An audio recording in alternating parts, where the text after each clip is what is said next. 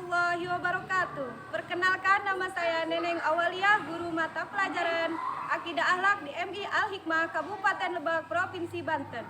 Sekaligus mahasiswi PPG dalam Jabatan Transformasi 2025 B1 di LPTK Universitas Islam Negeri Profesor Ki Haji Saifuddin Juhri Purwakerto. Pada hari ini saya akan membuat video pembelajaran uji kinerja. Selamat menyaksikan. Wassalamualaikum warahmatullahi wabarakatuh. Assalamualaikum warahmatullahi wabarakatuh.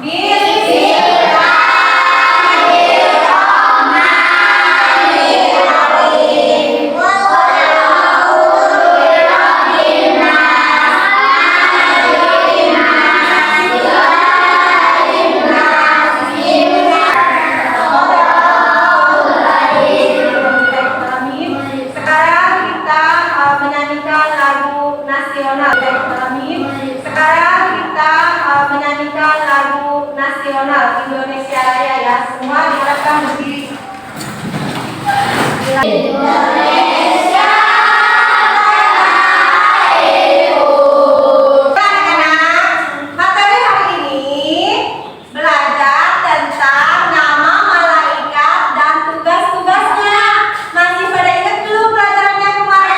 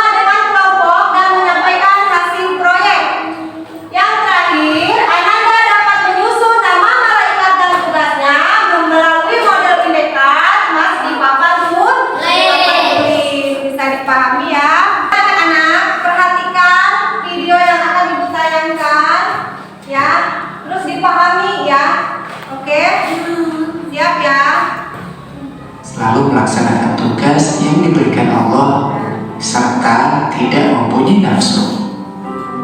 Umat Islam wajib beriman kepada malaikat-malaikat Allah. Pengertian pada malaikat Allah artinya percaya bahwa Allah telah menciptakan malaikat. Baik, perhatikan terlebih dahulu. Iman artinya percaya, beriman kepada malaikat dan percaya bahwa Allah yang telah menciptakan malaikat. Jumlah malaikat itu ada 10 yang wajib kita ketahui. Yang pertama, silakan. Yang pertama, malaikat Jibril. Malaikat Jibril. Ingat, malaikat Jibril. Yang pertama, malaikat siapa? Jibril. Jibril tugasnya menyampaikan wahyu. Lanjut. kedua, malaikat Mikail.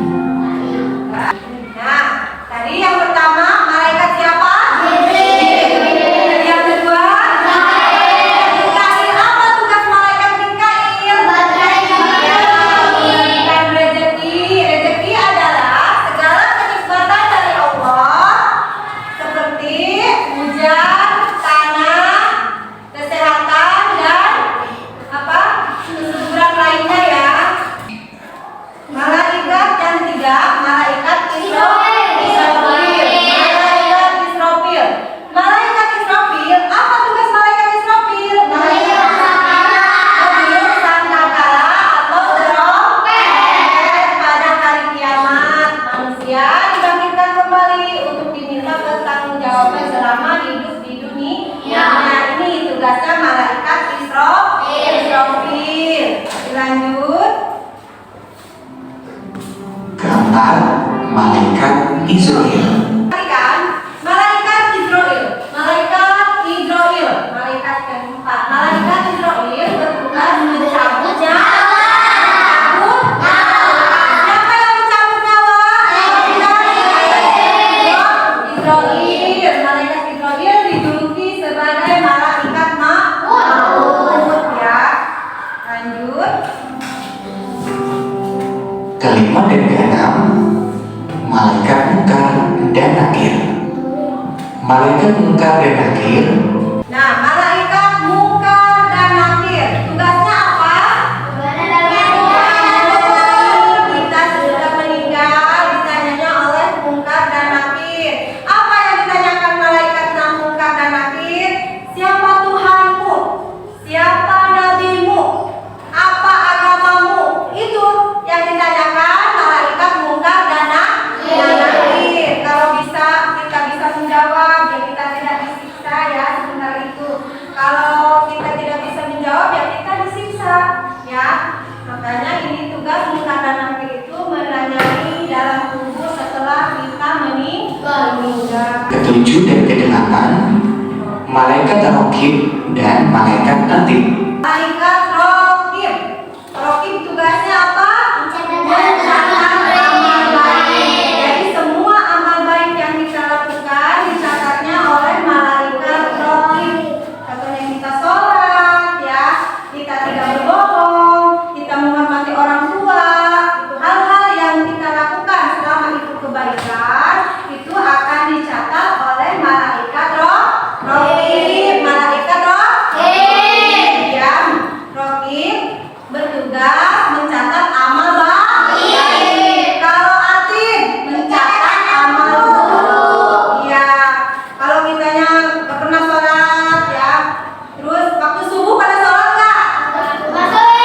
Ya, kalau yang sholat itu dicatatnya sama tadi malaikat Raqib. Kalau yang tidak sholat itu dicatat oleh malaikat Atid. Jadi amal perbuatan kita yang buruk dicatatnya oleh malaikat Atid. Malaikat Malik bertugas menjaga neraka.